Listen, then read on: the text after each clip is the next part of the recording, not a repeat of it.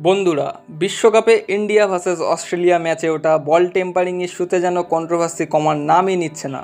বিশ্বকাপ চলাকালীন ভারত বনাম অস্ট্রেলিয়া ম্যাচে ভারতীয় বোলার অর্শদীপ সিংয়ের 14তম ওভারে রিভার্স সুইংকে কেন্দ্র করে নানান প্রশ্ন তুলেছেন পাকিস্তানের সাবেক ক্রিকেটার ইনজামাম উল হক।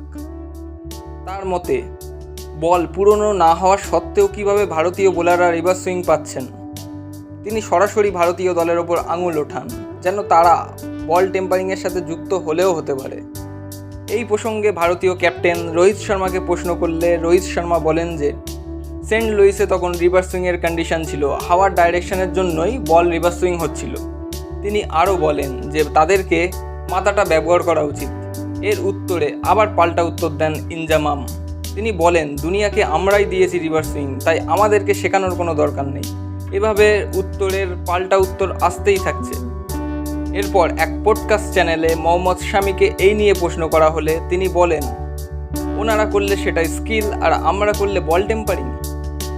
অনেকেই বলছেন তিনি অ্যাবিউজ ল্যাঙ্গুয়েজ ইউজ করেছেন ইনজামামের ওপর, আবার অনেকে বলছেন তিনি রেসপেক্ট দিয়েই কথাটি বলেছেন। তো বন্ধুরা, আপনি কি মনে করেন? পাকিস্তানের এত বড় একটা cricketer Inzamam ul Haq live TV শোতে বসে যে দোষ চাপিয়েছেন ভারতীয় বোলারের ওপর, সেটা কি খুবই উচিত হয়েছে? জানান কমেন্ট সেকশনে। আপনাদের কমেন্ট পেলে সত্যিই খুবই মোটিভেশন আসে, তাই একটা কমেন্ট ও একটা লাইক দিয়ে যাবেন। ধন্যবাদ।